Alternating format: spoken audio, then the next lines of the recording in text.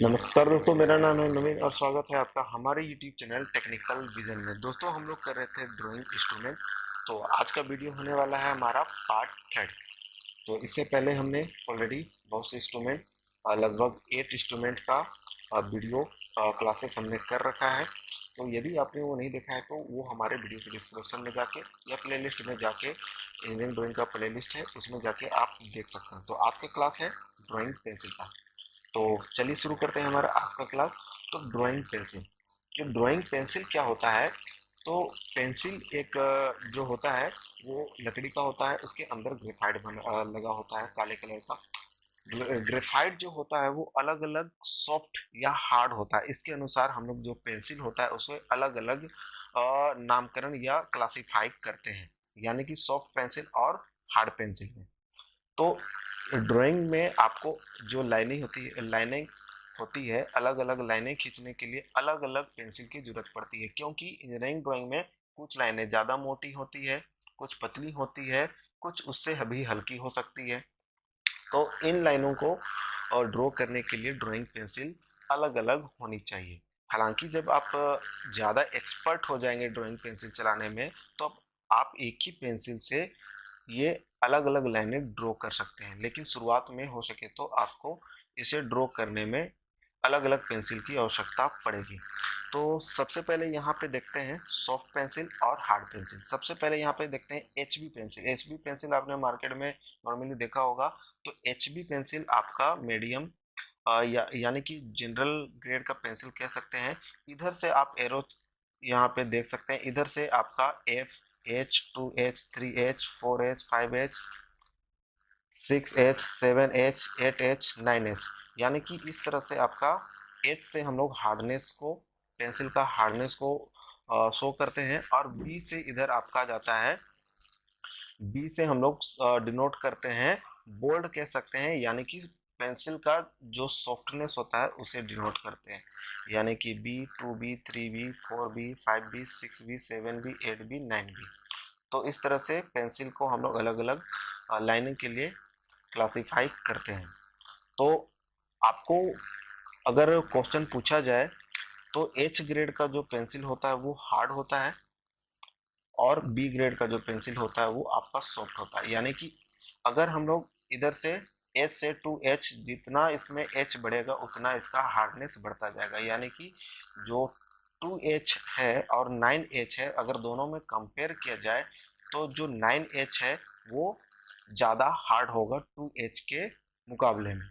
ठीक है। उसी तरह से अगर हम लोग एच बी से इधर जाते हैं तो इसका सॉफ्टनेस बढ़ता जाता है। यानी कि अगर बात करें यहाँ पे 2B और 7B कंपेयर करें, तो 2B और 7B में ज़्यादा सॉफ्ट कौन सा होगा, तो 7B ज़्यादा सॉफ्ट होगा 2B के मुकाबले में। इस तरह से आपको क्वेश्चन एग्जाम में भी पूछे जाते हैं। तो उम्मीद करता हूँ आपको पेंसिल का कॉन्सेप्ट समझ में आ गया है। नेक्स्ट है हमारा सैंड पेपर। सैंड पेपर, इसे हम लोग इमरी पेपर भी कह सकते हैं। सैंड पेपर जो हार्डवेयर दुकान में जो एक पेपर पे जो एब्रेसिव यानी कि बालू का कण के समान जो चिपका होता है उसे ही सैंड पेपर कहते हैं। यानी कि सैंड यानी कि बालू यहाँ पे चिपका होता है। इसका प्रयोग जो होता है पेंसिल का लेड जो होता है उसे नुकीला या थिकनेस बढ़ाने के लिए, यानी कि उसका जो हमको जिस तरह से उसका लेड का मोटाई रखना है, पतला रखना है, मोटा रखना है, उसके लिए हम लोग प्रयोग करते हैं। इसके लिए इसे इसके ऊपर घिस सकते हैं। तो ये आप रख भी सकते हैं अपने पास या नहीं भी रख सकते हैं, इसकी जरूरत आपको नहीं भी पड़ सकती है। तो ये आपके इच्छा अनुसार के हैं, इच्छा अनुसार के ऊपर डिपेंड करता है।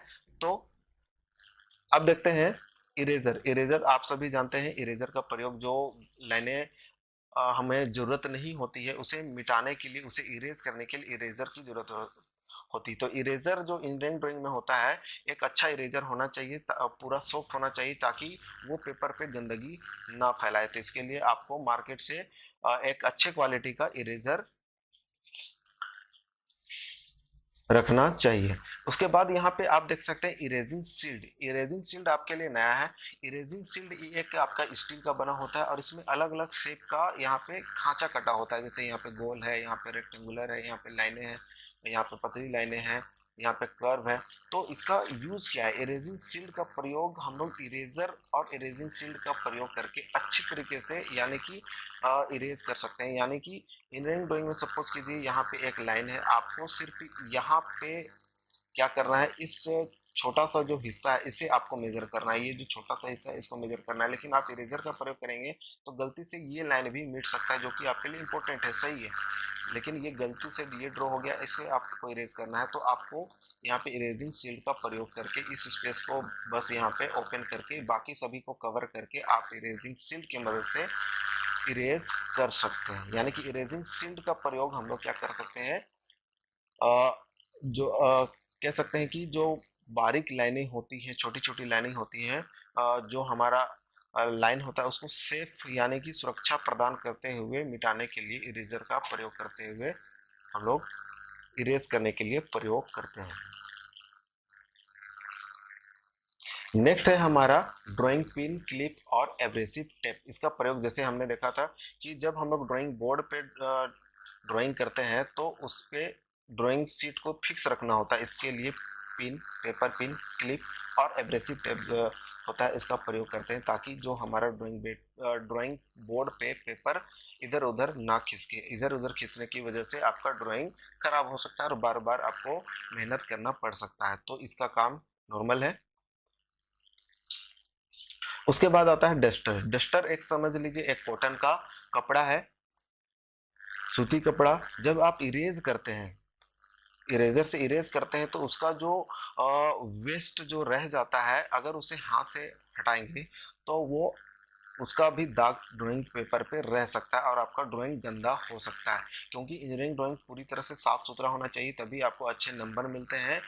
अच्छा ड्राइंग का निशानी है कि साफ सुथरा और एकदम क्लीन होना चाहिए। तो इसके लिए आप डस्टर का भी प्रयोग कर सकते हैं और जो भी इंस्ट्रूमेंट है जैसे कि सेट स्क्वायर है, पेंसिल है, स्केल है, उसे एक बार यूज करने से पहले आप डस्टर के मदद से यानी कि कॉटन क्लॉथ की मदद से भी आप प्रयोग मतलब साफ करके यूज करें, ताकि जो आप बार बार हाथ से जब हम इनका प्रयोग करते हैं तो पसीने की वजह से ऑयली हो जाता है और हमारे पेपर पे गंदा छोड़ जाते हैं। इसीलिए आप डस्टर का प्रयोग कर सकते हैं। यानी कि मेनली डस्टर का प्रयोग यहाँ पे जो वाइट बोर्ड या जो चौक वाला ब्लैक बोर्ड होता है वहाँ वो वाला डस्टर नहीं है, ये आपका कपड़े का एक रुमाल है समझ लीजिए, जो कि इरेजर से जो इरेज करने के बाद जो मटेरियल बच जाता है, रबर का जो कण बच जाता है उसे साफ करने के लिए प्रयोग किया जाता है, उसे झाड़ने के लिए। नेक्स्ट है हमारा रोल एंड ड्रॉ। तो रोल एंड ड्रॉ ये एक तरह का स्केल ही है। इसका जो फंक्शन है वो आपके लिए नया हो सकता है। इसका जो प्रयोग होता है वो जो भी लाइनें होती है उसका पैरेलल लाइन ड्रॉ करने के लिए करते हैं। पैरेलल लाइन खींचने के लिए हम लोग सेट स्क्वायर का भी प्रयोग कर सकते हैं, लेकिन ये रफली यूज किया जाता है। जैसे यहाँ पे ये रोलर लगा होता है, यहाँ पे रोलर लगा होता है, इसे रेड कलर का आप देख सकते हैं, यहाँ पे रोलर लगा हुआ है। इसे जब आगे की ओर धकेलेंगे तो ये जो किनारा है ये पैरेलल जाएगा, ठीक है। यहाँ पे इस तरह से ग्रिप कटे होते हैं, ये आपको अगर शौक होगा तो ये आप ले सकते हैं या आपको जरूरत नहीं भी पड़ सकती है, लेकिन अगर नहीं लेना चाहेंगे तो नहीं भी ले सकते हैं, लेकिन आप इसके बारे में जान लें। इसका प्रयोग जो लाइनें होती है उसका पैरेलल लाइन ड्रॉ करने के लिए करते हैं, ठीक है। तो इसका काम हम लोग कैसे करते हैं, तो इसे आप आगे की ओर धकेलेंगे तो इसका जो रोलर है घूमता हुआ जाएगा और ये जो एज है आपका घूमेगा नहीं, यानी कि सीधा ही रहेगा, पैरेलल जाएगा, ठीक है। और कितना आगे जा रहा है इसके लिए यहाँ पर भी स्केल बना होता है, यहाँ पे आप रीडिंग कर सकते हैं कि कितना आगे ये ड्रॉ किया है, यानी कि इस लाइन से कितना डिस्टेंस में आपको इसका पैरेलल खींचना है, 5 सेंटीमीटर में खींचना है, तो भी आप यहाँ से काउंट कर सकते हैं कि कितना दूर हम गए। यहाँ पर भी स्केल बना होता है, ठीक है। तो नेक्स्ट है हमारा ड्राफ्टिंग मशीन। जो ड्राफ्टिंग मशीन है इसे हम लोग ड्राफ्टर भी कह सकते हैं। तो इसका प्रयोग जो हम लोग करते हैं, जनरली आपको ये भी प्रयोग नहीं करना है, ये एक तरह का मैकेनिकल डिवाइस है। इसका प्रयोग हम लोग जो सेट स्क्वायर है और जो सेट स्क्वायर और टी स्क्वायर का प्रयोग करके हम लोग जो horizontal line, vertical line, horizontal का पैरेलल लाइन, वर्टिकल का पैरेलल लाइन या इंक्लाइन लाइन खींचने के लिए कर सकते हैं। तो ये सारे काम आप इस ड्राफ्टिंग मशीन से कर सकते हैं। इसके लिए आपको ज़रूरत होगा एक ड्राइंग बोर्ड का, तभी इसका प्रयोग कर सकते हैं। तो इसे यहाँ पे एक क्लैंप होता है, इसे ड्राइंग बोर्ड पे चिपकाना होता है, क्लैंप करना होता है। उसके बाद यहाँ पे कुछ एंगल भी बने होते हैं, यहाँ पे ठीक से दिखाई नहीं देगा, और यहाँ पे एल शेप में आपका स्केल बना होता है।